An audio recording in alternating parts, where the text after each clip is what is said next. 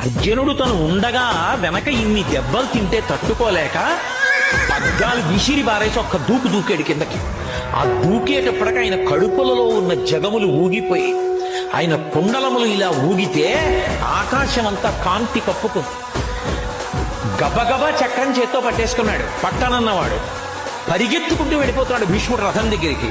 పైన వేసుకున్నటువంటి బంగారు రంగు ఉత్తరీయం జారి కింద పడిపోయింది. అర్జునుడు ధనస్సు విడిచిపెట్టి కిందకి దూకి, బావా బావా, అర్జునుడు చేతకాని వాడైతే కృష్ణ పరమాత్మ చక్రాయుధం పట్టాడని లోకం చెప్తుంది బావా, కోపం తగ్గించుకో, వదిలేయి వదిలేయి వదిలేయి అని వెంటపడి చేయి పట్టుకుంటుంటే, నేను నీ రథంలో ఎదురుగుండా ఉండగా నిన్ను కొడతాడా అంత? ఇవ్వాడ కరికి లంఘించు సింహంబు కరణిన రసి, ఏనుగు కుంభస్థలం మీదకి దూకి సింహం ఎలా తన పంజాతో కొట్టి ముత్యాలు చిందరవందర చేస్తుందో అలా నా చక్రధారలతో భీష్ముడి పుట్టుక కత్తిరిస్తా.